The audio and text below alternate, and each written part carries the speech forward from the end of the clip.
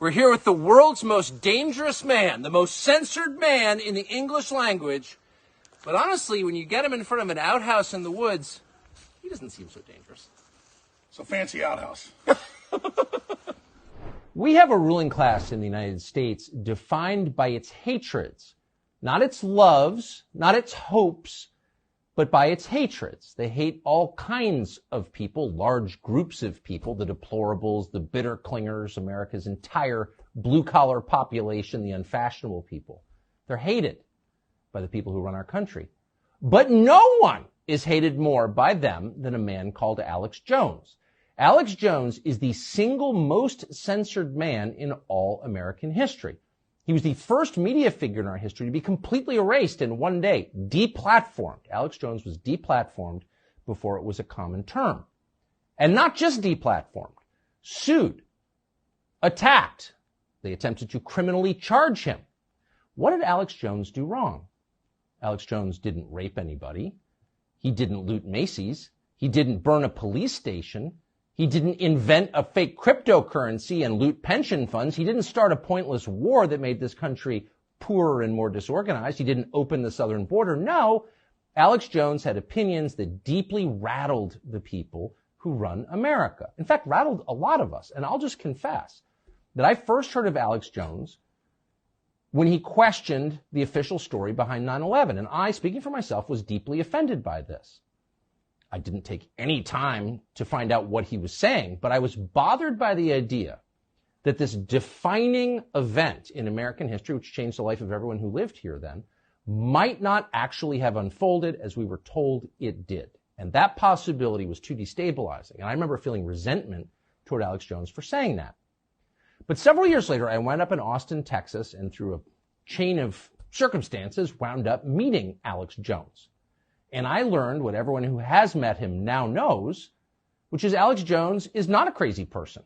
Alex Jones has said pretty far out things on TV from time to time. Not that far out. He hasn't said men can become women or Ukraine is a democracy, but within the bounds of, say, cable news, pretty far out. But fundamentally, Alex Jones is right about a lot of things. And in fact, that's why they don't like him. Alex Jones has an uncanny, really an amazing ability to predict events before they happen. He has called it, and he's done it on tape again and again, to the point where it's a meme on the internet. Alex Jones, prophet. Not conspiracy nut, prophet.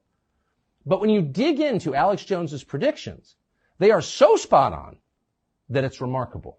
How does he do this? We're guessing there's a kind of spiritual sensitivity to Alex Jones. Maybe that's his secret. He was displaying this years before the average person in this country even thought about matters like that. Now it's pretty obvious to most people that the current war going on in this country is taking place in ways you can't see it most of the time. But 10 years ago, people were not thinking that way. Alex Jones was. And so we thought it'd be interesting to sit down and talk to Alex Jones, the man. He joins us now in our studio. Alex Jones, thank you. Wow, Tucker, it's great to be here. Amazing studios, amazing, amazing people. And this is really going to be, I think, a historic interview. So thanks for having me. Well, I'm really grateful to be able to do it. And it's one of the great blessings of my life and of my job is that I've been able to meet people that I've had preconceptions about and sometimes find those preconceptions bolstered and in other cases demolished. And you're definitely in the second category. So I want, for people who've made it this far, the people who run the country have really succeeded in making you disreputable. And the whole point, of course, is people won't listen to you. So we thought it'd be interesting to start with a series of on-tape predictions that you made, some of which are so precise and so prescient that it makes the hair on my arms stand up. And I'm being sincere, and our viewers are about to see what I'm talking about. Here is a list of things that you called ahead of time. By the middle of September, that the new policy's being written, you will all have to wear masks again, and so will airport employees. It's happening. Mask mandates are officially back. We know the Joint Chiefs of Staff wanted to blow up airliners, Baltimore Sun, or if you let some terrorist group do it, like the World Trade Center, we know who to blame. And if there was an outside threat like a bin Laden, who was a known CIA asset in the 80s. This group and its leader, a person named Osama bin Laden. He's the boogeyman they need. We're looking at a giant war in February right now. I predict the Russians are going to roll in. They're already there. They're going to roll in. With attacks across Ukraine, which is the size of Texas. It really was the Iraqis. That's just because they're getting ready to invade Iraq. What a beautiful setup. Those 9/11 clips are crazy. I'm actually bothered by the precision of them. I'm not accusing you of being behind 9/11. But how could you, in July of 2001, call that? You said they're going to have airliners fly into the World Trade Center and they're going to blame a guy called Osama bin Laden. Now, leaving aside what actually happened, how could you have known that? Well, in the longer clips, because it's a multi-hour show from July 25th, 2001, I specifically walked through all the reasons, and I knew that they were hyping up that we were about to be hit by Osama bin Laden. I knew that the World Trade Center had been attacked the first time and that the Fed's been involved helping cook the bomb and allowing it to go forward. And I just saw a lot of the pre-programming that was happening in the media, because they were on the news saying, life's about to change in America. And I was reading what the RAND Corporation was saying and what the Pentagon was putting out. And I read the PNAC document from a year before, Rebuilding America's Defenses, that Dick Cheney had helped write. And it said we need a Pearl Harbor event on the American homeland to be able to bring in this police state and this control and then expand the American empire worldwide. So hundreds of pieces of data went into that prediction. But terrorists are going to hit the World Trade Center in July of 2001. I lived in the United States then. That was the last thing on my mind. And I lived in Washington. I know the guys who wrote the PNAC document because I shared an office with them. So I was more informed than the average person. And that was the last thing that crossed my mind in the summer of 2001. Like everyone else, I thought it was a Cessna. But how convinced were you that this was going to happen? I was completely convinced. In fact, in the full clip that's online, you can find it on Twitter and other places, it has been removed. I explained to people that they need to call the White House and tell the White House, we know if you allow these attacks that you're basically allowing it to happen. And it was similar to all the data we had when you said that on your show? On my show. And I gave the number out so people could actually call the White House. And then going back to October of last year, when the Russians went into Ukraine, I specifically said I think they'll go in by the end of February. And there was a lot of data that went into that. And then they specifically did go in on February 24th. And so I was able to make that prediction as well. But there was a lot of data and information that went into it. Sure. I'm just, for the record, I miscalled that completely. I didn't think they were going to do it. You were right. I was wrong, not for the first time. But the 9/11 thing, I remember that really well. Nobody was thinking like that. So you called it in public on tape. Did the 9/11 Commission... So if I'm the FBI and I'm investigating 9/11, you're like the first guy I would call because you're the only person who said that out loud. Did they call you? No, they didn't. But my most accurate prediction, going back over a decade, was when I read the Rockefeller Foundation Operation Lockstep, and they described using a virus to bring in world government, to bring in a world medical ID, that they would then build the social credit score off of, and that they would make people wear masks for fear, and that they would shut down sporting events and things like that, and basically phase in this new tyranny. So I was also able to specifically make that prediction over and over and over again because I was going off their own battle plans. Are you the only person in media who actually reads these reports? I don't think a lot of people do read them, but I do read them. I mean, I'm currently reading MIT reports from their top counsels, Pentagon reports. They have a working group called the Mad Scientist Group at the Pentagon that works with MIT. And if you go watch their hour-long, 2-hour-long, 3-hour-long meetings they have on YouTube with all the tops, I mean, we're talking hundreds of top scientists, they admit that they're building a post-human world, that soon everyone's going to be mind-controlled, that they're going to put smart dust in our food that they can electromagnetically control, and they just lay it all out right there. And I've learned what these people said in the 50s they would do were done by the 70s. What they said their plan was in the 70s for the 90s, they got done. And then when they had their Agenda 21 in Rio de Janeiro in 1992, the big UN summit, they described everything they would do up until the year 2000, and they got almost all of that done.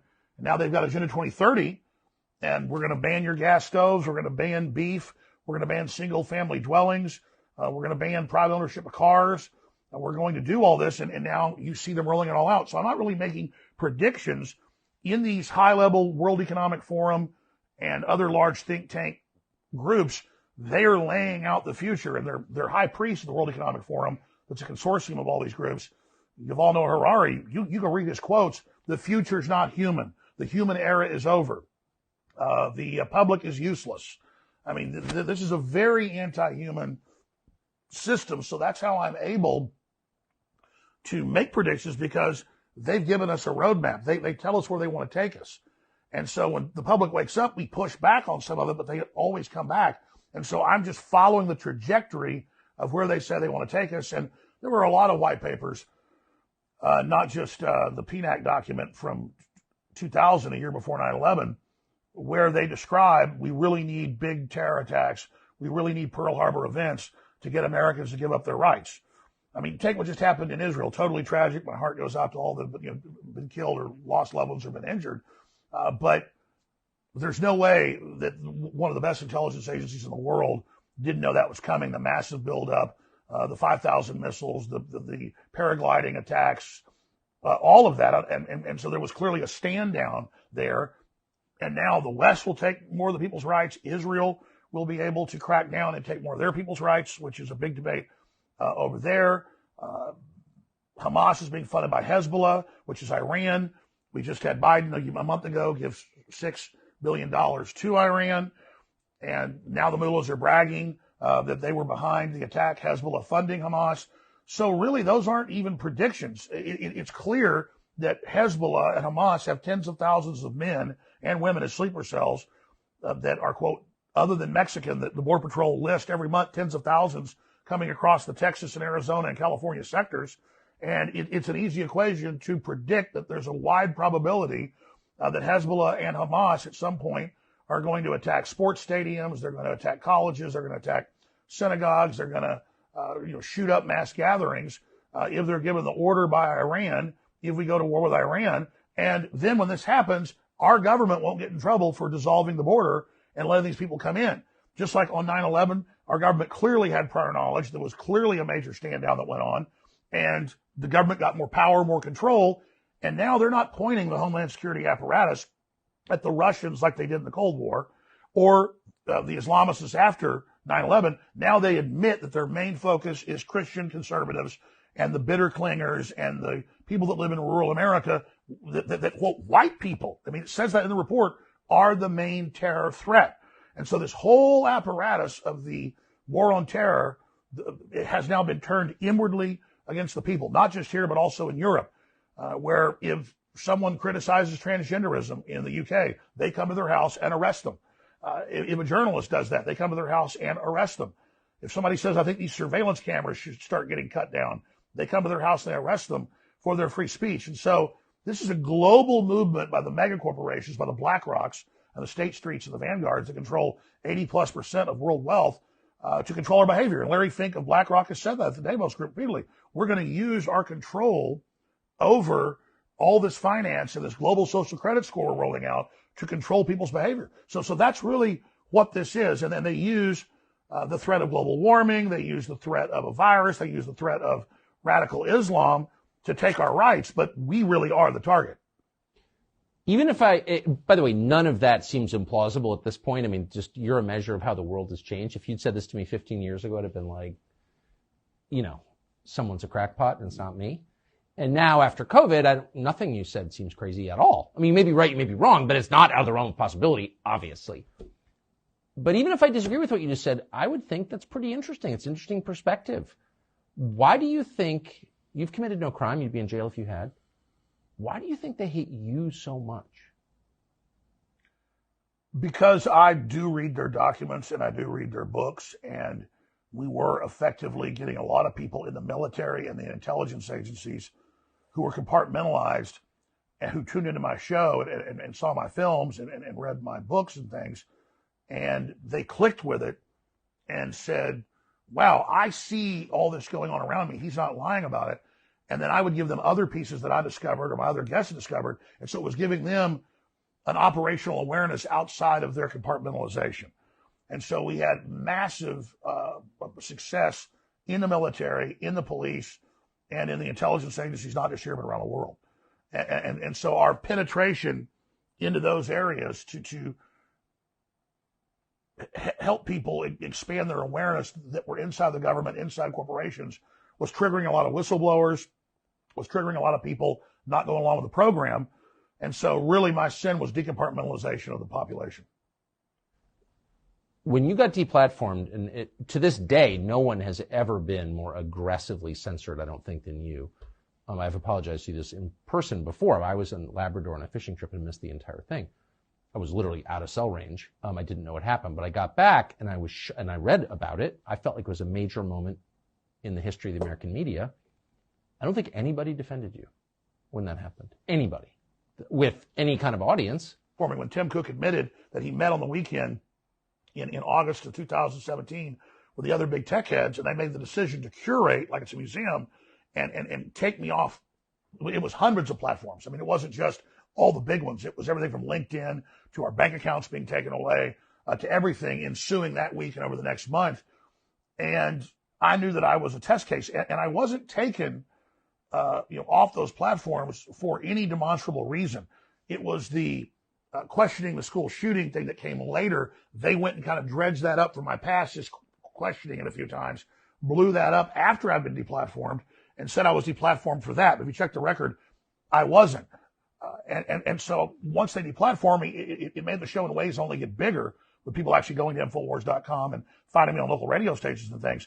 So then they panicked and said, okay, let's look at his record and create more of a reason that he's being taken off. So they took things out of context from 5-6 years before, blew them up as a current thing out of context, and deceptively reported on what I'd said to create a straw man argument to then facilitate the reason. What's so crazy is if you asked just a cross-section of Americans who's responsible for the Sandy Hook massacre of kids at the school, no one remembers the name of the murderer. Adam Lanza.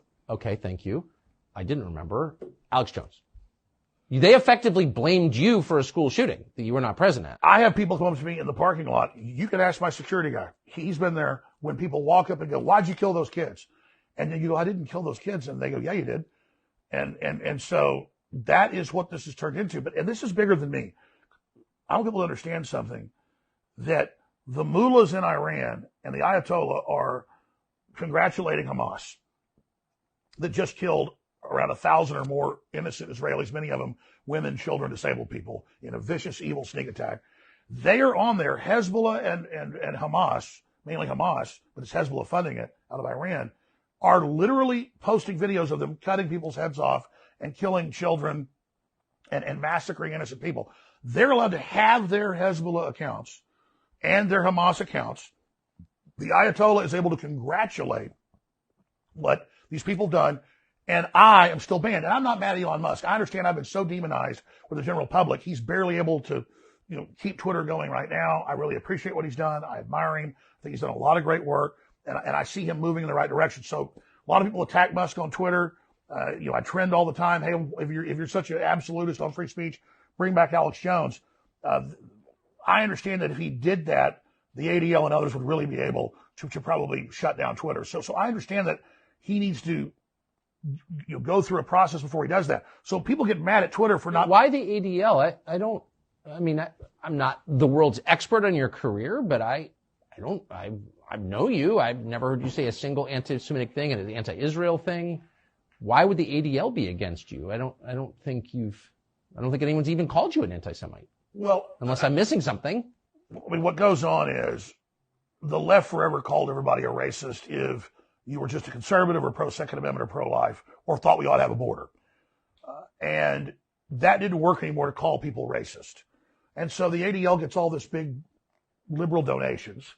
And so they go out and then police and take people's sponsors and target them just by the ADL calling up sponsors. Sponsors get scared and drop. And so that's what they've done to Elon Musk. They've been, they took over 50% of Twitter's North American and European advertising in just the last year, and bragged about it by saying he gives harbor to white supremacists, which he doesn't. But at the same time, white supremacists are ridiculous. They're goofy. Most of them are usually working for foundations that are basically actors. We're not supposed to say that, but there's many cases of that actually being the case, and that they're just LARPing that they're white supremacists. But let those clowns speak. Whatever happened to the ACLU that used to support the KKK marching through a town or publishing their own newspaper? I don't support the KKK. I think they're a joke. But if you take their rights, you're taking everybody's. But they're not even taking the rights of those people to post because they create fear and they get the ADL more funding. But if they can target an Alex Jones or an Elon Musk or a Tucker Carlson, then they're going after the real populist leaders that are bringing America together. And so what the left wants is to divide us all according to race, and to come out and say fundamentally with critical race theory that inherently being white is bad, and teaching 5-year-old white children they're inherently bad because they're white. That is wounding their brains and really creating racial division. Why do people put up with that? I don't understand why. I mean, that's just, if you had told me 20 years ago, and I grew up in a world where judging people on the basis of their skin color was totally immoral, and I still believe that. But if you told me 20 years ago that we were going to live in a world where people get on TV and just be like, I hate white people, they're bad. No, it's totally fine. Like, why do people put up with that? Like, there should be zero tolerance for that. I don't get it. The Democratic Party founded the KKK. And when the majority were whites in the South in some areas, they played the race card for political power. Now that the majority in most areas are not white, they're playing the good old-fashioned race card of tell whites, stand down, let people take over your society, your culture, give up your culture. It's embarrassing to be white. And then now it's flat out bad to be white. And the left's trying to convert all these minority groups that are now the majority in most areas into race-based systems because that is a very effective system. But why do people put up with that? I mean, like, if they were doing that to Malaysians or Filipinos or Hondurans, I would say you can't do that. You're not allowed to attack people on the basis of their race. I'm sorry, not in a country like this, because the country will fall apart, and it's immoral. I totally agree. But nobody says anything. Well, I don't get it. The reason they've done it is most of the enforcers of this are white liberal women, 45 or older, not fair. It's just a fact. And they're cucked husbands. And so to them, can I just say that the phrase cucked husbands is the best? It really is true. So if you get around these white liberals, they live in the whitest areas. They're totally scared of anybody with brown skin, but they virtue signal constantly and then say, yes, the white people are bad. The white people are evil. And I've even seen white people sit there and say, yeah, it's time to deal with these crackers. And they're a white person saying that. So from Jackson Hole or Nantucket or Aspen or Bethesda, the whitest places in America. So shouldn't there be a law? Super simple. If you've got a BLM sign in your yard, you should be required to live in Gary, Indiana or Baltimore.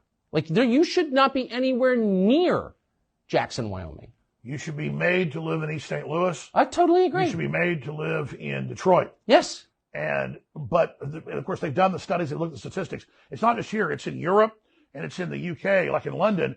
The liberal areas are like 99% white. Oh, I noticed. Okay, and there's a lot of rich people in London that aren't white, but they're not even in that area. They are the most insular group, and then they point at white Christian culture and society that actually outlawed slavery in most of the world, was the vanguard of stopping it, and then they don't point at China, which is the most homogeneous, racist group in the world. It's an ethno-state. It's Han Chinese, period.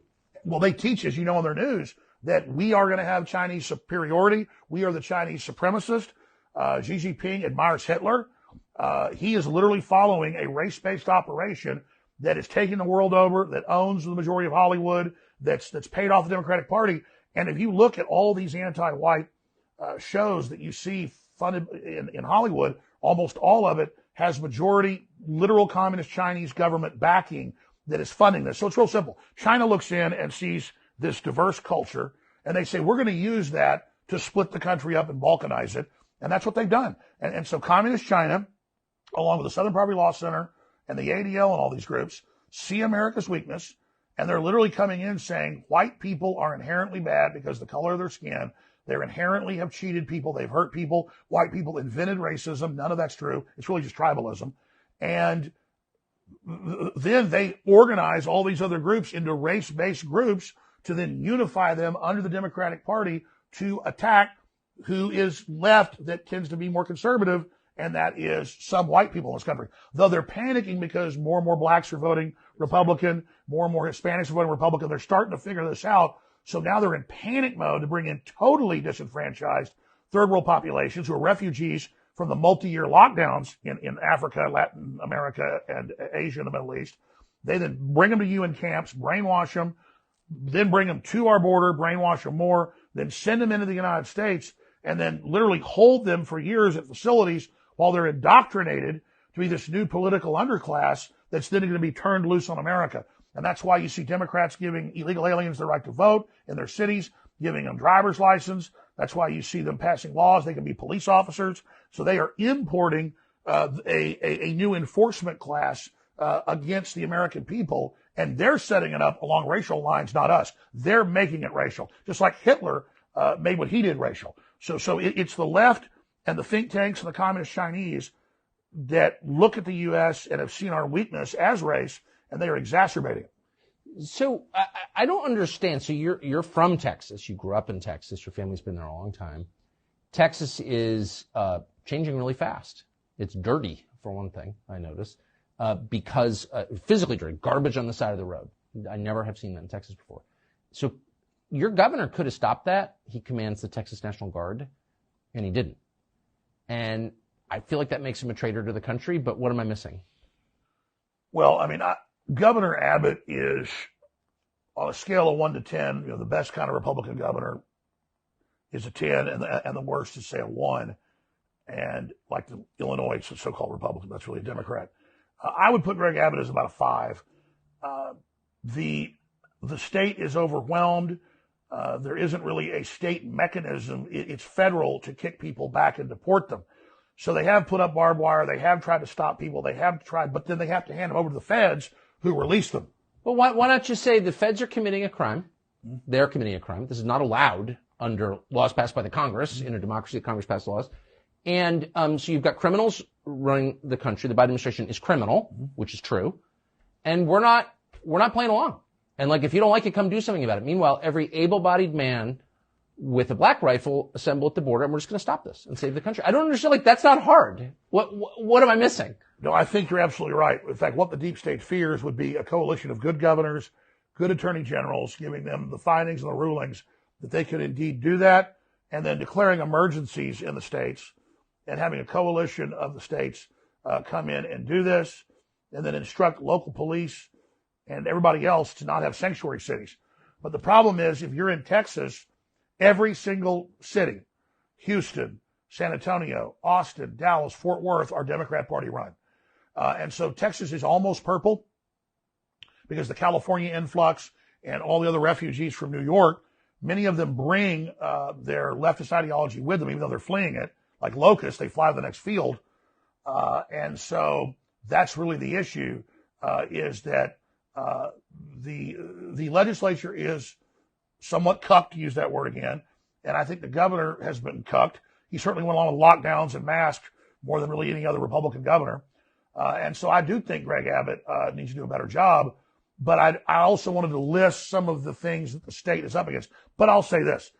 Austin fired a bunch of police and another third quit. Crime everywhere, homeless everywhere, trash everywhere, ruin the city like everywhere else they are. You live there. Absolutely. That's where my family's from. I've been there since high school, but I'm going to have to leave soon because it's gotten more and more like Los Angeles every day. It's very sad to see it. People fleeing LA, like my friend Joe Rogan, it seems great to him because he went from a really, really bad situation into a bad situation. But if you've been there, you can see the decline. You can see how fast it is. And it's really, really, really, really sad.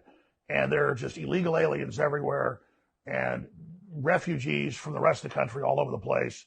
And you see really the economic decline of most of the mom and pop businesses and things. So the same rot we've seen all over the country. Austin was supposedly this big mecca and it was going to be so great. And now sadly it's falling apart. I mean, Tucker, you know the answer to all this. You do the best job of anybody with a true Americana populist breakdown. The ruling elites of the world, the Black Rocks, the State Streets, they're on record saying they don't want our consumer society. They don't want our capitalist society.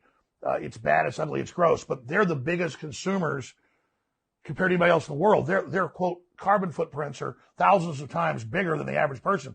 Leonardo DiCaprio or Klaus Schwab literally have carbon footprints thousands of times bigger than the average poor working American, that they're telling you can't have a car or air conditioning. Remember, before Obama left office, he traveled to Latin America, to Africa, and the Middle East. And what did he tell them in speeches? The clips are famous. you can't have a car or air conditioning, the earth will overheat and burn up. While he's telling people that by the year 2017, like Al Gore said, we would have areas flooded on the coastal areas while he bought a big house in Martha's Vineyard at 1 foot above sea level. And of course, it's still there and it hasn't flooded. I mean, his chef died there. You drowned, sadly, but no flooding inside the house, just the dead chef. So they're waging war against civilization and society to make us poor, to put us under siege, and to cut off our energy, make the cost of living impossible, to break our old system, to bring in something even worse. And that's the Cloward and Piven strategy that the Democratic Party has adopted. They've done the same thing in Europe. This is a plan. The central banks have unlimited money, but they can't buy all the infrastructure up because people aren't selling. So they've got to crush us and make people so poor that everybody's forced to sell their business, their intellectual property, their physical property, but more importantly, to turn over our bodies to them. We're a UN treaty that Biden right now is, that's what I call Biden is, Biden is trying to ratify, would literally put our bodies under the control of the United Nations and our medical care policy under it. So it's the pandemic treaty. Yeah. So what this is really a breaking of our will, a demoralization. That's what the transgenderism is, and 2 men can have a baby, and puberty blockers, and castrating little boys, and cutting little girls' breasts off. They've got such hellish stuff coming in this designed global collapse to bring in their world government that they've got to just have all these horrors out there, hoping we just throw up our hands and run off to the countryside, which everybody's doing, and in a way that's good. But at the same time, then they've got full control. That's totally right. And they're going to march out of the countryside next and dig us out. So that's, I mean, you look at the White House press secretary, who can barely speak English, who's one of the stupidest people I've ever seen, and a transparent liar. You wouldn't hire her to run your copy machine. She's the White House press secretary. Why would you do that? And it's not because of her race or who she sleeps with. I think the whole point is she's so obviously repulsive that it makes you feel bad about the country to see her. I mean, that's it. We're at a beautiful ball. It's prom night. Everybody's dressed great. There's wonderful food, big, delicious punch bowl. And then they say, what can we do? Well, just have Brian Stelter go take a dump right in that. Yeah. And then he's there laughing at you. They're all there laughing at you to make you feel small, to make you question reality. Why is everything so ugly? I mean, that's why they tell people, hey, you can be homeless anywhere. You can crap on the street, needles, throw your garbage everywhere. Drug dealers can sell you drugs. We're going to give the homeless all this government funding. Liberal groups come in and farm and milk each homeless person and skim a big cut of the money off the top. It's a crop. But then a cash crop. But then we see that and we think it's all over. There's nothing we can do to demoralize us and make us give up. And even though I'm conscious of this, even though I know this, it's still at a DNA level. I'm like, I got to go to the country. I got to get out of here. I've got to separate myself from this. But then when they release this toxic, cultural, poisonous gas, they push us out of those areas and they get the main infrastructure. Yes. To then organize that, cut off the food and supplies to that group they have, and then tell them the reason you're doing bad is not BlackRock and the WF and Bill Gates. It's all those evil people in the countryside. They're all white supremacists and terrorists and racists. Let's go get them. Because the last group they don't control is rural people that are self-sufficient. And so I get going to the countryside, protecting your children. That's the holy grail. The problem is you got to have 1 foot in each. You got to go back and fight in the city for the infrastructure, for the government. You got to give people hope while also building a backup operation with farming and ranching and self-sufficiency. So that's why the WEF and the UN are coming in Ireland and in areas of Asia and in the Netherlands and saying by 2030, 80% of your cows have got to be dead. And they just banned like 30% this year in the Netherlands. And it didn't matter people were 80% against it in polls. It didn't matter. They sent the military in against the peaceful farmers that were just protesting, just like the peaceful truckers in Canada got brutally attacked. And so they're all WEF globalist alumni that the big banks on record brag. They've penetrated the cabinets, to quote Klaus Schwab. They've put their operatives in to cut off our energy, demoralize us, release the hardened criminals, put the political activists in prison, continue to cut off the resources to make an angrier world. Klaus Schwab says, we're going to make the world collapse. We're going to have everybody turn against each other. We're going to blame the political classes that we own and control. And then when we're done, we'll bring in our new solution. But first, they have to demolish the cultures and societies that we had before with the fentanyl, with the open borders, with the demoralization, and then they bring in their next phase, which is a high-tech, cashless society, robot, drone-controlled nightmare.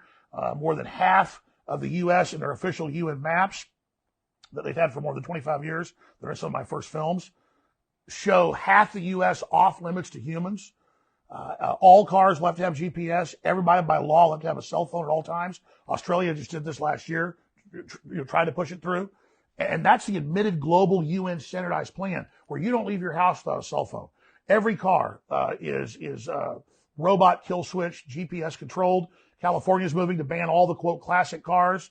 That's any car that doesn't have a digital ignition. And they admit it's for control. So if people think things are bad now, the straitjacket, the ball and chain is going on. It's all being militarily run. Our military is great men and women, but at the top, our military has been globalist, trained, New World Order people for at least 30, 40 years. They've got almost every general, every person under their control, and that's why it came out in the UK and Europe and also here in Canada. You pull up the headlines. Defense Department purposely scared public into lockdowns, masking, and taking inoculations. UK headline, British Ministry of Defense secretly brainwashed and terrorized public. Canada, same headline. They even let you know, oh, the military is here to do this. And now, oh, the CIA and Justice Department is there to help surveil the public to stop disinformation. And it turned out, of course, almost all that disinformation was true. Always. About everything. So we have to understand, our governments have been seized. The big corporations want to get rid of the American idea. Like you got 50 acres and your house and a business and a farm and you can take care of your family and you're independent. They have to destroy all that because the rest of the world aspires to that. Instead, they want 15-minute cities, central bank digital currencies. They want all of these systems that track and trace everything you do in the social credit scores. And the plan for the rest of the public, we're talking 99%, is 250 square foot coffin apartments, 5G bathing you in them, literally eating bug protein. And I told people 10 years ago they're going to push bugs on the public because I read it in their white papers. Now it's already in grocery stores all over the U.S., all over Europe. They're putting the cricket meal into the food, very toxic. Undisclosed, yeah. It's got chitin in it. Yeah, they'll just give it a number. It's got like a code. And you ask again, why would you do that? Because it's all about breaking our will. They don't want people to aspire to open, free societies. Yeah, there's a lot of waste, there's decadence, there's issues, but there's freedom. They want to train us to live on carbon rationing, food rationing, a very dystopic world. You'll own nothing, you'll have nothing, and you'll be happy. Now, these are quotes. I have to say, I bet there are, I don't know how long into this we are, 30 minutes or something. I bet there are a lot of people watching who are thinking, holy smokes, I can't believe I'm agreeing with Alex Jones. I'm supposed to hate this guy. Like, where's the lie in what you just said? I'm not sucking up. I'm sincere. Like, I'm listening to this, and even myself, I'm thinking, I can't believe I'm nodding along to Alex Jones and being like, you're absolutely right. Like, where are you wrong? Well, I just hope people realize that we're all under the gun. So many of these leftists believe that because they go along with this, they're going to be given powerful positions in this system. This is a technocracy. There's almost no managers in this. Almost nobody has power in this system except a very small group of technocrats who happen to be transhumanist. And you said something really astute a few weeks ago in a speech you gave, and you've also talked about on your show, that all of this stems from their fear and denial of death. So one of the things I find so striking about you, having watched you on and off over the years, and this must be a burden for you personally, but your ability to see people at a deeper level or to see things in them that are not obvious to the rest of us. And I want to give a specific example. So there's a guy called Brian Stelter who had the media show on CNN. I first met Brian Stelter when he was a high school student or a first-year college student because he would hang around the show I worked on at the time at CNN. This was 20 years ago at least. And I always thought he was awkward and weird and probably had a super creepy personal life, but I never took him seriously. There's a pretty famous clip, and I want to play it right now, of you critiquing Brian Stelter, and you take him way more seriously than I ever did, and I think you're right to. So this is a pretty famous clip of you on Brian Stelter. Hell on earth. He wants to run your life. He wants to control every aspect of your life because he knows he is a cowardly, degenerate sack of anti-human trash. I pledge before my Heavenly Father that I will resist them every way I can. These people are the literal demon spawn of the pit of hell. Look at him. And you know what? He is better than you if you keep letting him run your life. He runs your kids. He runs the schools. He runs the banks. This guy, this spirit, this smiling, leering devil that thinks you can't see what he is your enemy. Period. All the narcissistic, devil-worshipping filth. I see you, enemy. I see you, enemy. Enemy. Enemy. You are my enemy. And I swear total resistance to you with everything I've got. Disingenuous, fake, false, broke back, twisted, a defiler, a betrayer, a backstabber, a devil. You don't think I don't see you, Stelter? I see you. You understand me? I know what you think of me and my family. I see you right back. You understand that? You understand that, Stelter? I've only watched that several hundred times. And I laugh every time, but I also, there's something to, if Brian Stelter had absolute power, would you and your family survive? Of course not. You wouldn't. You'd be, of course not, and neither would mine. So there's a lot that's true about what you said. How did you perceive that? The rest of us just made fun of him. Now, once they started the censorship and deplatforming, remember back then they would deny it. Oh yeah, we're taking people off air, but it's not censorship. Now they admit, no, it's censorship. We're doing this for your own good. So he was really the face of that, and he was working for the head of CNN that was really in charge of it. It later came out. CNN currently is not in charge. They've handed it completely over to the Justice Department to quarterback, as Congress reported a few months ago with the documents. But at the time, Brian Stelter and his mini-me, Oliver Darcy, His Popeye to were going around calling up and harassing my sponsors, taking sponsors away.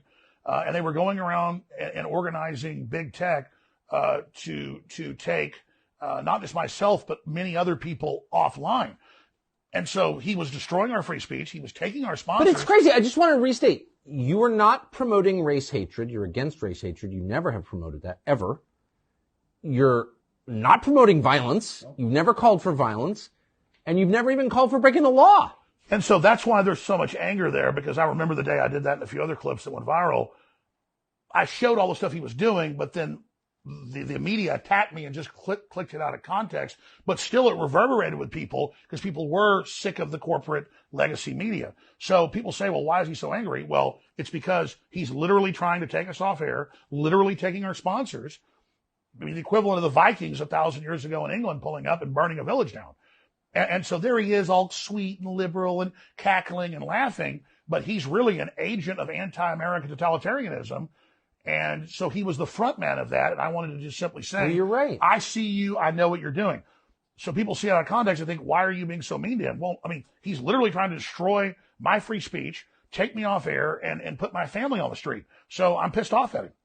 What's interesting is, and I mean, I don't know if you want me to reveal this, but we had dinner in our barn last night and there were some drinks.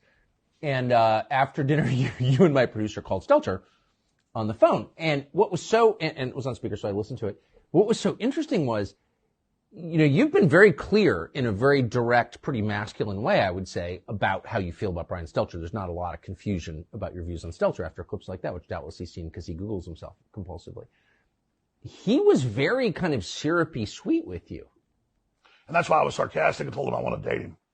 You did, yeah. In fact, the exact line that you had was, Brian, I'm not usually gay, but I want you. Yeah. And he seemed a little bit, I'm not saying he's open to it or whatever, but he wasn't shocked by it. And he's like, give me your phone number. Give me, I want to talk to you. Yeah. And then he hit your producer up. Please give me his number right now. Let's that talk. was interesting. But I was being silly with him. But there was also a line. He goes, oh, Alex Jones. I said, I want you to come on my show. And he said, oh, you still got a show? And I went, no, you're the one that doesn't have a show.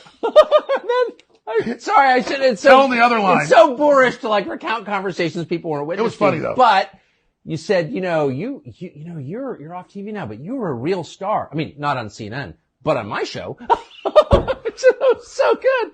Anyway, but what was interesting was if someone had talked about you that way and then called you late night after a couple drinks, you'd say, up yours, pal.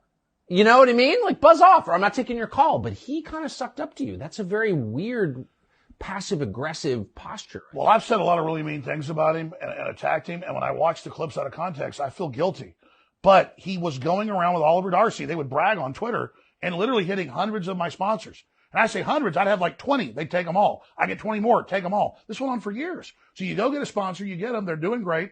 He takes it away from you. And then he brags that him and Dart, I was taken off Twitter, not for the Sandy Hook stuff that came later that they focused on. Look it up. They had the former head of Twitter and the lawyer on Joe Rogan about 4 years ago. And Joe said, why did you ban Alex Jones? The lawyer goes, okay, let me open my clipboard. She goes, here's why. He was mean to Oliver Darcy. So I'm at the Capitol. They're having censorship hearings. Sundar Pichai's there. I just confronted him in the hall. Who runs Google. And you guys are welcome to use that if you want. And then that was at the Senate. So now they were going over to a House meeting, and there's Oliver Darcy in the line. He gets to get in. I don't even get into a hearing where they then attacked me. They'd attacked me at the last hearing, but I don't get to face my accuser. And so I get in his face. I don't threaten him, but I say, you are an evil man. You're un-American, coming after my free speech, harassing my sponsors, trying to get me off the internet. And the last place I was on was Twitter. They'd held out. And so Jack Dorsey had held out. And so Jack Dorsey admitted, well, the last straw was I bullied Oliver Darcy. And so that's why I was deplatformed. Elon Musk thinks it was the Sandy Hook thing. And notice. Do you know that in most cultures, bullying Oliver Darcy would be like a rite of passage? Like you couldn't, like that would be a positive good, right? Well, but here's the thing. He's literally on Twitter taking my sponsors, calling for me to be silenced. So he's been attacking me, attacking my speech and my living. And then all I do is shove a camera in his face while he's waiting to go into the hearing for 5 minutes and say, man, you are un-American. You got some evil eyes. And I said, you really look like a piece of slime. I mean, I told him that.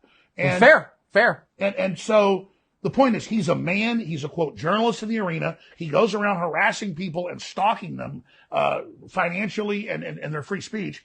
He'd already bragged that he'd gotten me taken off all this other stuff and that he was instrumental, which he was. And then he can't take me saying, man, you're a jerk. Right. So this is the classic posture. Stop hitting me, he says, as he, fires a gun through your windshield. Exactly. They can dish it out, but they can't take it. So what's the effect on you? And I don't mean even the lawsuits against you, and there was an effort to criminally indict you, I guess, just for having bad opinions or whatever. A bunch of them, actually. A bunch of them, yeah. They've had 4 grand juries I've had to respond to, subpoenas. My lawyer, when you've committed no crime, you're like one of the only people in media who's not ginning up race hatred, I would say, just to be totally clear, because it's very common to do that. You don't do that.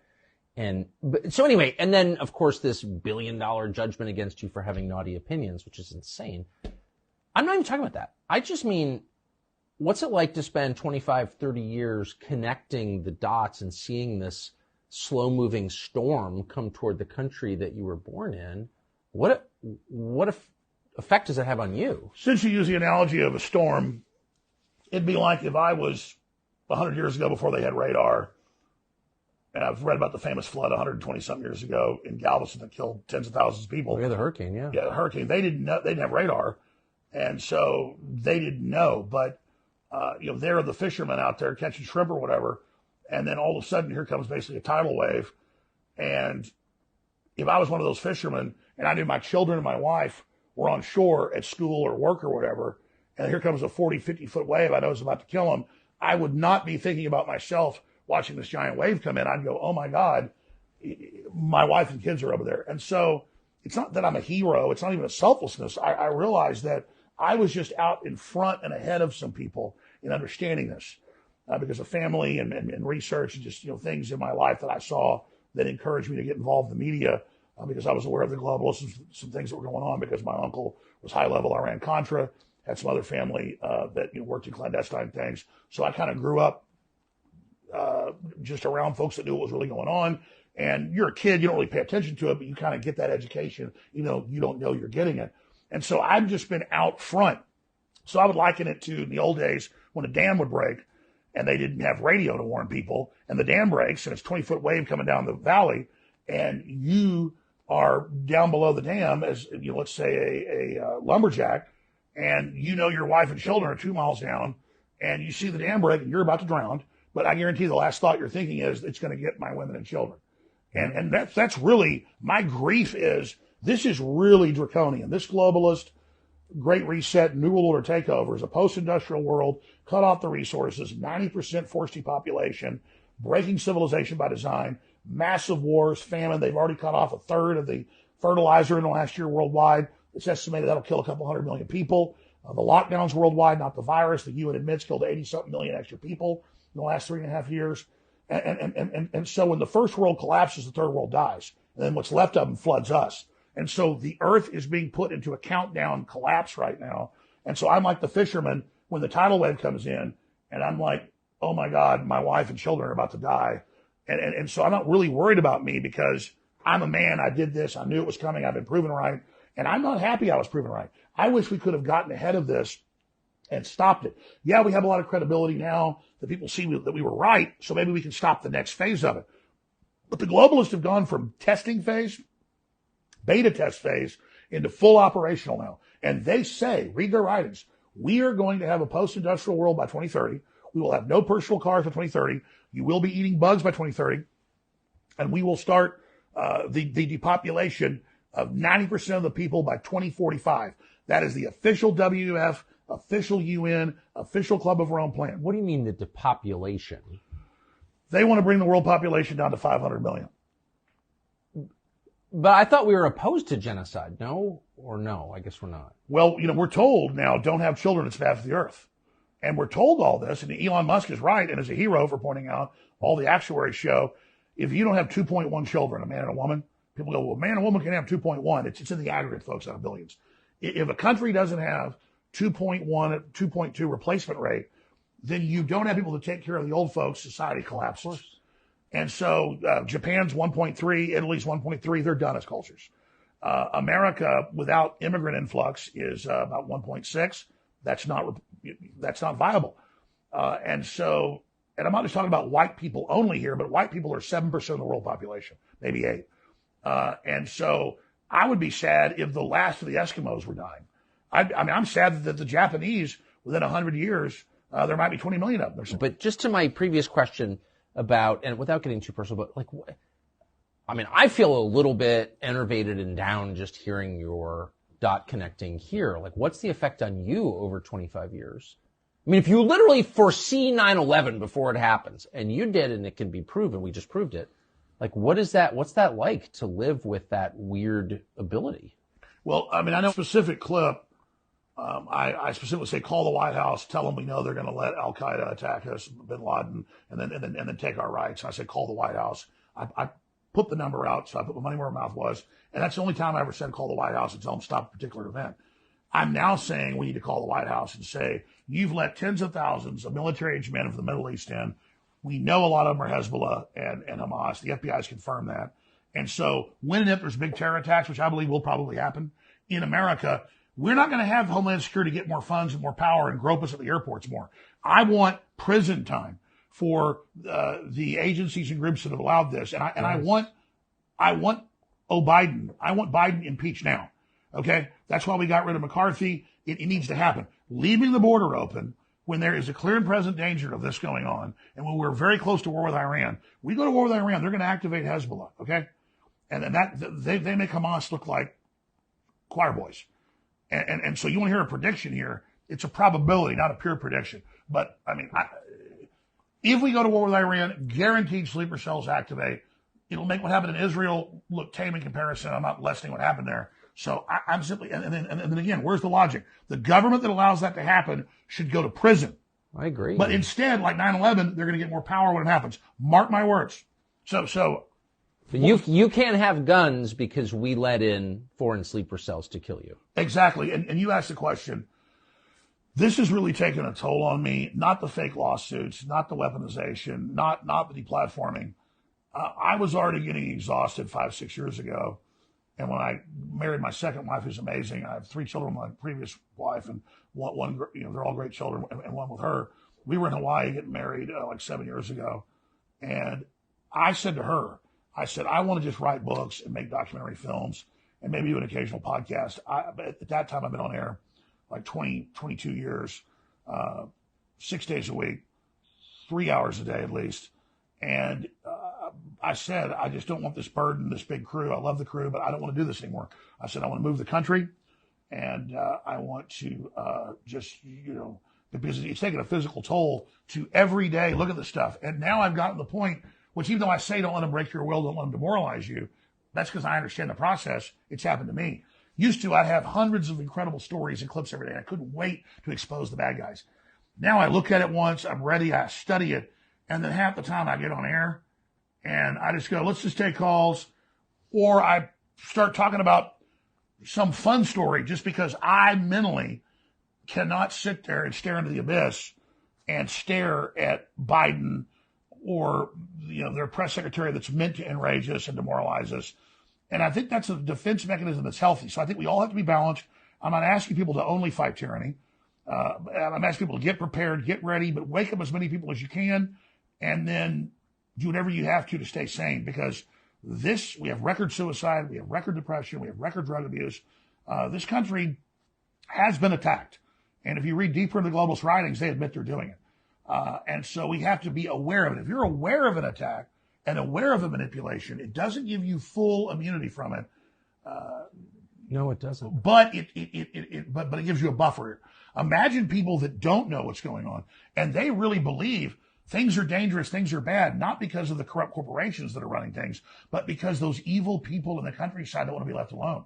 And that's what they're saying on the news. It's the people in the middle of nowhere that want to be left alone. They're the bad guys, and it's the 5-year-old kid that's white. They're really bad. They're all inherently really bad, and just this is a demonic assault, and it really is good versus evil. But the key part you raised earlier in previous shows that I mentioned that I didn't get into because there's so many topics is this: when you said we need to brood on death, you talk about a simpatico or a synchronicity or a weird moment. I don't usually watch your show when it first releases one day because I'm usually at work and doing stuff till night. But I'll get up at like 4 or 5 in the morning, hours before my wife and daughter get up, and I will start, get on the desktop, start doing research. And when I'm reading news and sending stuff to the crew for the show, I'll almost always go click on your show to watch it. And that's the go-to thing. I'll have on the background. And I said, well, I'm not going to click on the show. I'm going to click on the speech you gave a few weeks ago. And you talked about brooding on death. And I'm sitting there that week literally thinking about the fact that we've got to be humble. We've got to be thankful. We've got to realize that there's an infinite universe and consciousness, and that focusing on what made humanity, focusing on the fact that we are spiritual beings, but that this life is finite. And these incredible experiences, all the people we've met and known, and all the ancestors before us that did incredible things and went through hell and were tough as nails to get us here, really ties us into our ancestors and the epigenetic instinctive knowledge that really makes us a colony or hybrid creature of all of our ancestors. We have a soul, we have a spirit, we have our genetic imprint that they've proven mathematically is multidimensional, even above the third dimension. So we have a personal spirit, but really we also have a collective bodysuit that is a collection of all of our ancestors, and just the beauty and the wonderment and the spectacularness of that, dwelling on how incredible that is, but also leaning into eternity and leaning in to this body and this incarnation. And I'm not saying reincarnation, incarnation, but being so magical, and that also that death is the great equalizer, and that you will be humbled and you will get old and your teeth will fall out and your hair will fall out and you will get cancer or you will have a heart attack. And no matter how powerful you are, you're not in control. In that, it tunes you into God. And then what you said, so I'm heavily focused on this and telling my wife this, and I meet with my dad, who's really my mom, and I don't see them as much as I should. My dad's really always told me this, and I didn't really get it when I was younger. Now I get it, as I get older. And I'm sitting there just literally praying that morning and drinking coffee and just focusing on death and just focusing on life, because when you focus on death, it makes life so much bigger. And focusing on what I'm not a Hindu and I'm not a Sikh, but the Sikhs are like a 500-year-old version of 3,000-year-old Hinduism. And they think everything's a manifestation of God in the universe around us, and then interfacing and how we take every moment of how magic it is is what's going to resonate in the future to bring us close to God so that we basically resonate into the higher dimension with God. And that's really been my instinctive understanding of it, spiritual understanding, the dream understanding of it. That I didn't read in books, and I read what the Sikhs are saying. It's basically, I was reading some of their writings just a month ago, and it was about focusing on death so you also understand life and being humble and being a servant. And how that's what empowers you, so you're not an asshole. Like your dad would tell you, focus on the fact that I'm an asshole and shouldn't be. We all have the asshole side. Yes. You have a better quote, but of your dad's quote's the actually root better. of all wisdom is knowing what an asshole you are. And it really is. My dad always says the root of all thing is being humble and appreciating things and not getting on a power trip. Basically, what your dad's saying. Yeah. And so, because that's wise men, and so I'm sitting there totally focused for I wouldn't call it meditation, for 30 minutes. Just sitting there in the dark with the computer screen on. And I go, no, I'm not going to watch Tucker's show from yesterday. I'm going to watch this speech. And I click it, and I'm 10 minutes in, and you go, we got to say everything I'm saying. I haven't even said this on air. I'm hearing you say basically the same thing because it's a universal truth. Then I want to bring the next piece to it, which you talked about. You grew up in this super wealthy area of California when you weren't, spending your summers here in Maine. And speaking for you, I watch the show all the time and read your material. It's beautiful. And you were talking about how they're totally freaked out and neurotic and crazy because no one talks about death. Everybody shelves away the old people. They basically put them out on an ice float or, burn them like the Vikings. And that by doing that, that's what makes them not be connected to reason and God and the deeper things. And that's why they're so lost. That's totally true. So let me now take you one step further in this. The globalists are so scared of death. They have all this money, all this power, all this control. So they're obsessed with finding life extension technology, merging with machines, becoming gods. That's their new religion. That's the transhumanism. And that's where all their funding goes. But that's only one side of the coin. The other side is that if you're going to be God, you've got to be in charge of death. So because they fear death and they project their hatred of themselves onto us, then if they can poison us, dumb us down, sterilize us, depopulate us, they believe that's more for them at a very greedy level. So they want to be death, the destroyer of worlds. To quote Oppenheimer, I become death, destroyer of worlds, and at the same time cheat death. So it's a total subconscious obsession with death. Instead of consciously focusing on it, getting over it, instead they turn it loose to their animal, lower alligator brain and are now manifesting all this because they've not embraced the higher level of understanding. I agree with that completely. But it's doomed as a project, no? I mean, it is the Tower of Babel. Whenever you see in history is the story of this, people drunk on their own power, overstating their control over things, becoming convinced they're God, and then being destroyed. I mean, it is just an endless loop of that story. It's a law of humans. It's a law, exactly. So this isn't going to work. They're going to blow up the world before they do this. It's just not possible. You just stole my thunder because we've not talked before this. We've talked about a lot of stuff, but nothing about the show really. It's a law, just like gravity, just like 2 + 2 = 4. It is the fabric of the universe. And I was about to say, in the past, megalomaniacs try to control everything, order the firstborn, killed. Almost every kingdom would do that, whether it was Egypt or the Druids. Oh, there's too many young men being born, kill them. Yeah. I mean, depopulation's always been there. In the time of Plato, 2,500 years ago, he thought the world was overpopulated. So that's kind of where the eugenics comes from and where they get these ideas. The greatest philosopher ever, who said a lot of great things, but also said there's too many Greeks. We need to kill most of them. They're animals. They're dumb. We need to control breeding and only make supermen. That's where Hitler got all that. That's where all this comes from. But the central issue here is, in the past, civilizations would just fall apart when they got into a decadent phase. Hard men make good times. Hard men make good times. Good times make soft men. Soft men make bad times. Exactly. And so instead of going through that cycle and the collapse of that corrupt system, now there's biological weapons, chemical weapons, nuclear weapons, all this other advanced stuff. Instead, they're going to try to use the robots and all the control and the nuclear weapons to make us finally get under their mark of the beast, finally get under their unified system of control, finally get under their social credit score, which was predicted by these incredibly connected people 2,000 years ago, that this would be the ultimate tyranny that was coming, almost psychically seeing it into the future because of the great evil potential. Time's really a loop. It was looping back or bouncing back. Real psychics seeing into the future what was going to happen in Revelation as a potential, I believe, and it's actually a warning that we don't have to follow that course.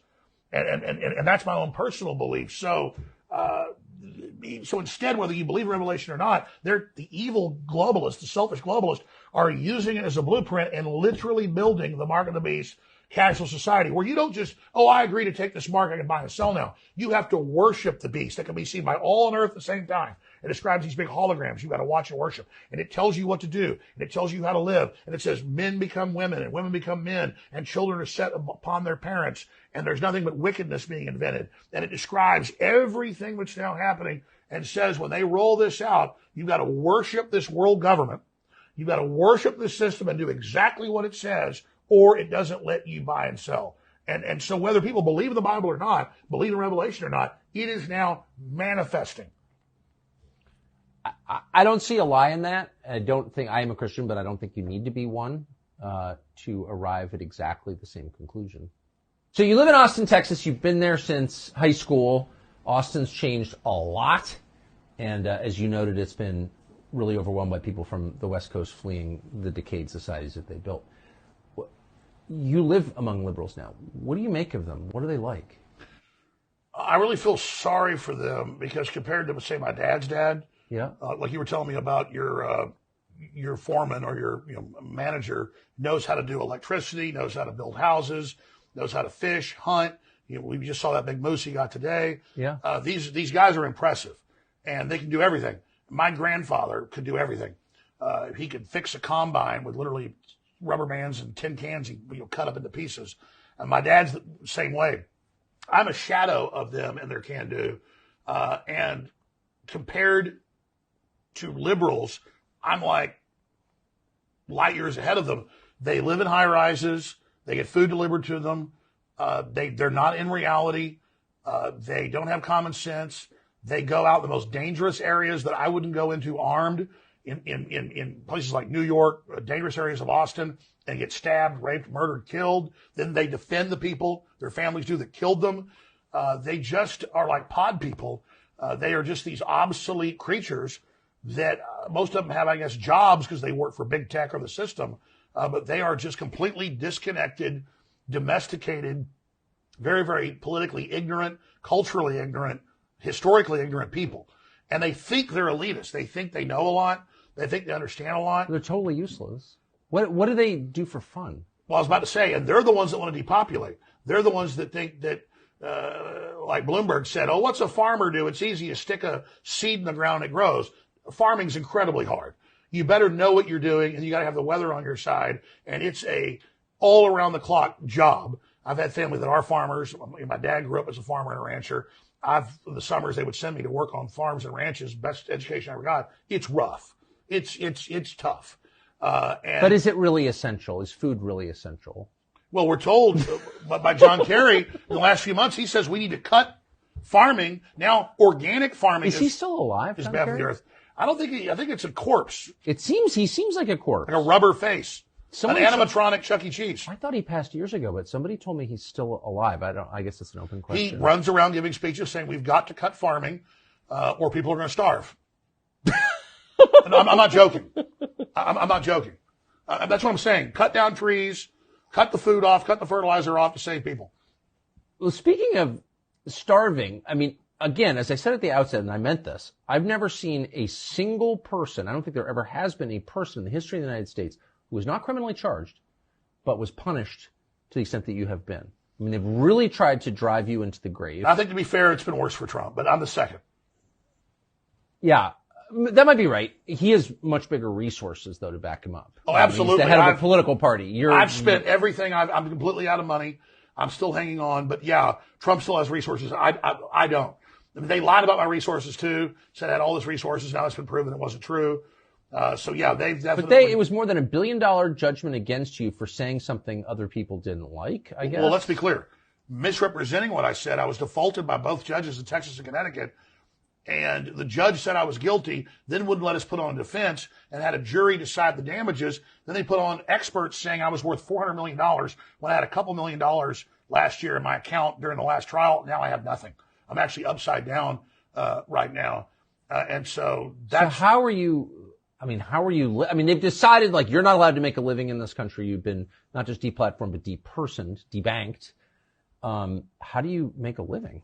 Well, I have been maxed out personally. I'm in bankruptcy, but I've done a Chapter 11, Subchapter 5 reorganization for Free Speech Systems. That is the company that owns InfoWars, and so that company's barely paying its bills and is operating, but we're barely hanging on. I personally never had that much stuff, contrary to what they said, so it really hasn't hurt me that much. I'm not really into fancy things or a bunch of ostentatious lifestyle, contrary to what they've said.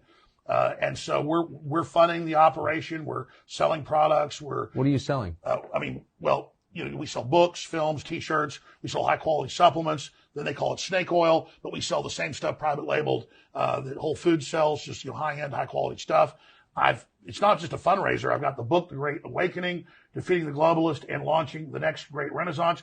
My last book that came out last year was a #1 bestseller on the USA Today and Wall Street Journal, but did they list it on their list? Well, the New York Times, they did. New York Times refused to even put it on the list, even though it was #1. This is my new book that isn't just the bad stuff they're doing with a huge breakdown with all the proof at the back. It is also solutions and how to counter them. So this book will keep us on air. Plus, it's a great book. I hope people get it at InfoWarsStore.com, or they can also get signed copies there, or they can go to Amazon.com. But this is a way to keep us on air. Plus, it really is an amazing book. If people want to see a lot of the stuff I told you, but with footnotes, so you can go right to it, everything I say. When I say Naval Noah Harari says the future's not human, and that the population is no longer needed, and the future's, there'll be no more humans, you can actually go to where he said it. When I said that Jeffrey Epstein was running a Mossad/CIA MI6 operation to blackmail top scientists to control them, we have links to that. When I say Peter Nygaard, that's on trial right now, was having women have babies, his babies, so they could abort them at 8 months, and then he could suck all their juices out and inject them into himself, a real vampire that literally takes the juices of his children, puts them in his body. We have a transcript of him saying that on TV. Who is this? Peter Nygaard is one of the big buddies of Epstein and all them. He was kind of running his own Jeffrey Epstein operation, also in the Caribbean. This book is super, super hardcore. It's got an amazing foreword by Steve Bannon, and they had a great researcher, who's also a lawyer, Kent Heckenlively, went through and double-checked everything I said for the book, obviously, so they wouldn't get sued. So this thing is well-researched, well-documented. It is the Great Awakening. Because the Great Awakening is the counter to the globalist Great Reset, to destroy society and then build back better. But it seems asymmetrical at best. I mean, you have all the power on the global rate on one side, and then the majority that doesn't like it. So, how do decent people prevail? They believe they can push it by deception. That's why people are aware of why they're cutting off the fertilizer to collapse the third world, to then flood us with those giant populations they will then control and give voting rights to. And if you don't want to give them voting rights, then you're a racist. See, that's why the lockdown's biggest crime wasn't just the 80+ million the UN estimates starved to death the last 3.5 years, on top of the normal 15 million that starved to death each year. You looked this up. They then use those giant masses of people that are fleeing total collapse as their new political underclass. So that's why it's so vital to not just challenge the Great Reset and the New World Order eugenics operation of the transhumanists. It's vital to then give an alternative plan and have an alternative debate about that plan. And that's what the Great Awakening gets into. So, but if you give up on that, you also sell bourbon. Man, you are really being nice here today, Tucker. And well, you know why? I hate selling products, but I like this product because I love the name. Look at this right here. This, my friends, is a gift to your crew, because I know they drink. I had some drinks with them last night when we called Brian Stelter. But some of the crew does drink. Yes, that's true. So this is for you. We got a few other bottles for you out there. Suddenly I can't even open this thing. This thing was sealed. Maybe it got locked on the airplane. Anyways, can somebody open this? I'm here embarrassing. No, hold on. I think the center thing. I don't travel with guns very often, so I don't know how to operate these. I'm gonna smash this son of a bitch out. Ooh, watch yourself. There we go. Son of a bitch. All right, goddammit. Look at that. It doesn't come like this in stores. I'm gonna kill the people that come up with this. Work that into the studio. We're rolling. Tucker, don't kill me. All right, we're rolling. I don't still. think that plug should be that. Oh my God. I got a lot of points when you get to here. Okay, that was amazing. This whiskey does not come with a hatchet to open it, or a black light. But does it come with a black light? No, but if you have one. But if you have a black light, by the way, I don't think I've ever sold a product on the air, but I'm proud to say we it. appreciate you supporting Oh, us. dude, come on. I'm totally all about it.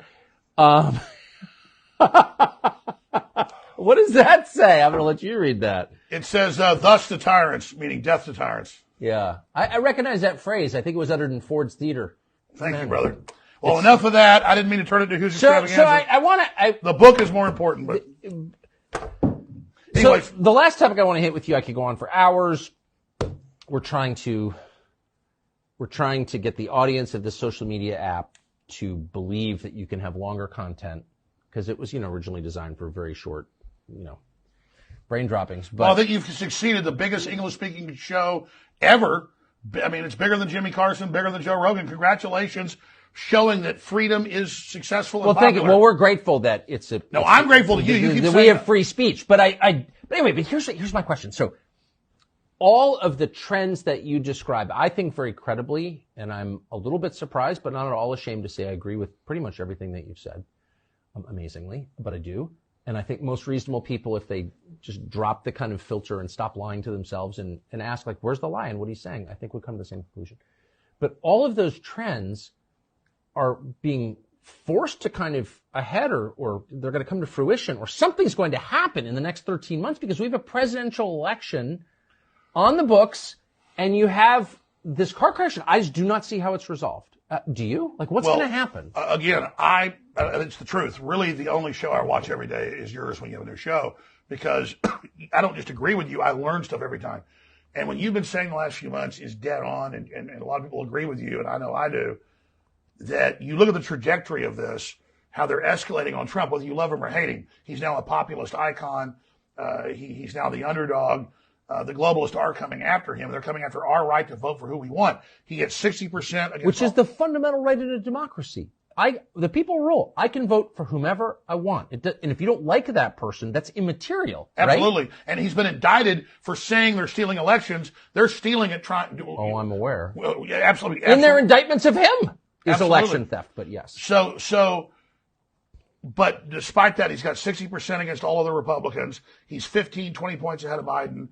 It's backfired, but the deep state's not going to stop. So when you said to Trump several times in that 400 million views or whatever you got, biggest show ever, you said to him, well, isn't the next thing them trying to kill you? And he's so confident he doesn't want to think about that. And he doesn't want to think about it. Whereas I admire someone that's that confident. The deep state does kill people, and that's their only next move because this is failing. And I think they're going to kill Biden too, or I think they're going to try to. What you said in the speech again before the last one I talked about like a month ago, you said, I don't see Biden and Trump being the candidates. You see the system, the media going after Biden, and he deserves it, but they were covering it up until now. Now they're covering the laptop. Now they're covering attack on the dog. Now they're covering, all of his senility, all the corruption, the Chinese spies. Attacking a dog. What a pig he is. I'm sorry. Well, I was told that by Secret Service and by people that, let's just say, work with them. And I'm going to leave it at that. But I actually have a contact for you. I'd like to be able to hear it from them. But when this is over, I'll let you actually hear it from yourself. I think they'll tell you off record. I think they're willing to talk to you. But yeah, he is completely out of his mind. He wanders around for the entire 2.5 years. It's getting worse. Naked in the White House. In the middle of the night, doesn't know who he is. They have to give him a bunch of drugs, a bunch of amphetamines in the morning. Then they've got to drug him. At night, sometimes he'll like be out for the morning for a while and then comes back out at night for a ball. That's when there's a real problem. He is on drugs. I have established that. And I know someone who witnessed it. I'm not guessing at this. I know someone personally who witnessed him taking amphetamines. And this was during the 2020 election. So how's this going to, that's huge. I know you don't play games. You've been No, I don't play games with this. I'll just say he's a makeup artist. Well, no, you said the NSA spying on me. High level, and then a month later they went, yes, we're spying on Tucker Carlson. Yeah, I know. So you don't make stuff up. And so what I'm saying here is Biden's a liability for him. Trump's a liability. What do? They have a right-winger, they'll claim, assassinate Biden, and they'll have a left-winger assassinate Trump. That then gets the country even in more of a fight against each other. And then they put in Gavin Newsom, and, somebody like Mike Pence or who knows. But I really think the next 13 months is the most critical time, not just in American history, but world history, because if they can bring down America, they're going to bring down the world. And then you've got the escalation. Remember a year ago, Biden said you can't give F-16s and Abrams tanks and cruise missiles to the Ukrainians. That's World War III. Now they're doing it. So as Russia wins that war, as Colonel McGregor documented a few months ago with you, NATO is escalating. Well, that leads right to nuclear war. So we're so close. And that fundamentally makes me so mad. This transcends politics. Since when do Democrats love war? Since when do Democrats love the intelligence agencies? They love them now. And so really the Democratic, so dark. Just so like the dark. Republican Party is a beachhead for sanity and populism. It's not perfect, but it's a beachhead. The Democratic Party is totally turned over to evil. That's why I thought RFK Jr. was so refreshing, but they're shutting him out of the primary process. They're blocking him. And so now he's going to run third party, which will take away from Trump. Most experts agree. I know Trump's people have looked at it. They think so. Of course. So that's very, very sad. So do you think, normally at this, so we're in October, I guess, in the year before the election, you can sort of see the outlines pretty clear. In October of 1999, I was pretty confident it was going to be George W. Bush versus Al Gore. You sort of know ahead of time. But do you think that we're going to see on Election Day 2024 a ballot with Biden and Trump on it?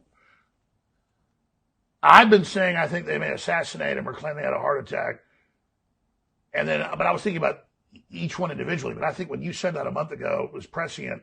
That's the next move. If I get in their mind and I'm evil, I'm Machiavelli, that is what they have to do. But the election just forces the point. I guess I actually don't think that their preference is overt violence or anything that people notice. They much rather resort to stealth, right? Covert rather than overt.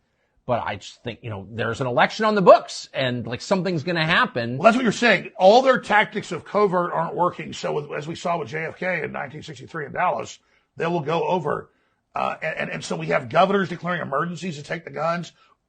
All of that is, and suddenly Democrats are against sanctuary cities when they're the ones saying, Governor Hochul and the mayor of New York, come here. Now they're like, oh, we never said come here.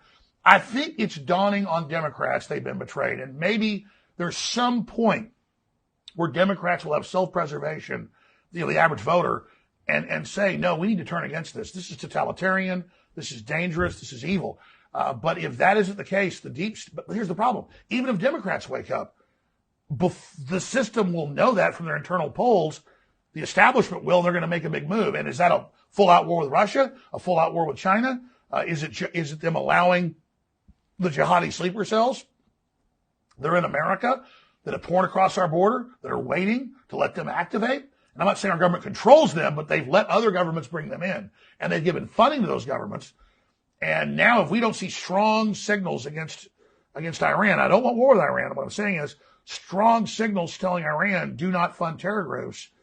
And we don't see strong repudiation of Joe Biden, that will greenlight the security services to go ahead and let this new attack happen. And a massive jihadi attack in America could be the way to bring in martial law and cancel the election. Also, Klaus Schwab loves the Telegraph. So does the UN. It is imminent. A cyber attack bringing down the power grid will make COVID look like absolutely nothing, is basically his quote. I think I've got it almost exactly. And so will they cut the power before the election? The sky is the limit. The sky is the limit. So people need to be vigilant and understand that we want to let the system know we're aware. We want to promote the values of free speech and of family and of self-defense and of local control and of free market, rugged individualism and a competitive civilization and a colorblind society that Martin Luther King Jr. talked about. We need to go back to the things that made us great, that threaten the CCP and threaten the globalists of the UN, because they're selling tyranny and eating bugs and being locked down in your houses and forced injections and two men can have a baby. We're selling normal human biology and success and culture. And so I just think we have to give the alternate plan to their dystopia. We have to challenge their dystopia, but also give the alternate plan, which enough people aren't doing. But that's Trump's big sin, is his optimism. America's great. Everybody's beautiful. We have such potential. And as soon as the world heard America was open for business, we saw trillions flood instantly in because our leaders had said America's not open for business. Invest in China and India and Mexico where the globalists have middleman deals to get all the money and all the power instead of the people getting it. It was Henry Ford, wasn't a perfect guy, but he said the other auto manufacturers, this came out in federal documents and later antitrust suits because he didn't get in trouble. They did. They said to him, the other auto manufacturers, they said, why are you going to pay your employees 3 times what we do? And he said, because I don't want just rich people buying my cars. I want my employees to prime the market to buy it. They'll give me all the money back buying the Model T, and then that'll supercharge it. So that's the 2 different systems. Build this illustrious, incredibly exciting, roaring civilization of laissez-faire, or let these big guys that already made all the money centralize control, shut us all down and vertically integrate so they're in control and then kill competition.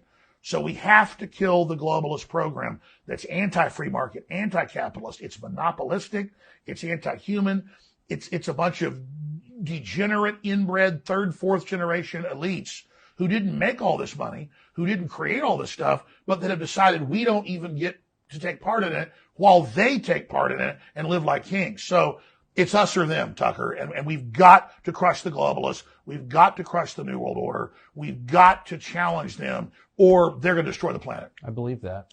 Last question. Where will you be in 5 years? Are you going to stay in this country? Can you stay in this country? I mean, speaking of escalation, again, I still have never figured out what your crime is, but you have been persecuted for something in an escalating way. I got 2 subpoenas last week. Subpoenas? I got subpoenas on January 6th, again, on a criminal investigation. You didn't do anything on January 6th. And I got subpoenaed in Trump's criminal trial in Georgia. On what ground? On what? And then my lawyer called and said, what is this? And they said, well, we don't just want him as a witness. He's a subject. I had nothing to do with Georgia. But I'm not saying it's bad. They went and challenged it. That's their right. I mean, I went and protested there. So it's just pure intimidation. So I have a problem. It's that I don't like to cut and run. I'm not the toughest guy around, but growing up in Dallas was some pretty rough people. Some big guy started a fight with me. I just couldn't back off. And I almost always won those fights or went to the hospital trying. And so I decided to go down with the ship. I'm not going to leave the country. I'm not going to back down. And I'm going to continue to fight with everything I've got. I'll never sell out. I'll never give in. I could give out. That's why support's critical and word of mouth, because Alex Jones is seen as a focal point, like capture the flag by the globalists. If they can shut me down, they believe they can shut anybody down. They've said that. And so it's human intelligence and human action and word of mouth. Talking about Infowars.com, my show, what I do, is a test case, almost like Stalingrad in World War II, where all these forces of the globalists keep thinking, we beat this guy at this city, at this point, at this battle, we win. And so I don't think I'm even that important. I've just been chosen as this main battle point. So all these grassroots people and people like you and other great folks are supporting me through just supporting the First Amendment. And so I've got that backing, and that enrages the globalists. So the more they throw against me, the more support I get. And it's really become a historic battle. If I'm completely manned and debanked and shut down and can't operate, only then would I try to evacuate somewhere to try to keep my show on the air. But I've looked at it, and I don't even think that that's the case. Once they disrupt and shut down something, it's very hard to restart it. The good news is there are so many other great talk show hosts, so many other great people that now understand this and even have perspectives better than mine, that I'm not obsolete yet. But thanks to you, and thanks to Russell Brand, they're trying to now set up. And, Joe Rogan's come a long way, and Steve Bannon, and countless other shows that I tune into that have high-level understanding and teach me a lot. And my head's in the game. So you're our champion, Tucker, and there are other people, lesser. I know you don't want to be the top dog, but you are. That's why you're under attack. Thanks to you, I know no matter what happens to me, men and women are going to continue the fight forward into the future. But this is an Alamo situation. I'm not evacuating. I'm not leaving. I'm not going. How'd they do at the Alamo? Do you remember? Everybody got killed. Oh, okay. But that example led to a big, my mom's family raised Colonel Travis's son, And on my dad's side, too, they were heavily involved. First Texas families, we have like Mexican land grants for our property. We still have Mexican land. We paid for 12 cents an acre, like 1825 in East Texas. You come visit. So it's not as cool as your place, but it's pretty cool. And the last letter he wrote on that piece of wallpaper was to one of my great-grandfathers in Gonzales, Texas, saying, please take care of my little boy. But Travis knew he was going to die. But he was like, I got 10,000 troops coming in on our 200 and something. We're going to give them one hell of a fight and kill a bunch of them before they can get up north for the main battle. And they killed thousands, 3,000 was estimated, we go from memory, Mexican troops. And so that'd be an honor to have like 10,000 troops coming at me and I'm in the Alamo. I don't have a death wish, but man, it gets me high as a kite. and so I'm not doing what Colonel Travis did. The only reason they got beat is they ran out of ammo, basically. They had powder, but no more ball. And they were fighting with swords at the end. So those are tough men, and I don't even measure up to them. But I want to try to measure up. And so it's very exciting. It's instinctive. It's spiritual to be defending humanity and prosperity and freedom and justice against these globalist child trafficking monsters, the open border, all this evil. I mean, so my cells tell me to do this. My guts, my sinews say you're ordered to do this. And I don't feel good unless I do it. And so the bigger the attacks get, it's the old World War II saying when the planes were over the target, they didn't really have radar, but they knew the bases and the factories had flak. So they're shooting at them with artillery, anti-aircraft artillery. So you flew into that. And so the best place I want to be is in the flak.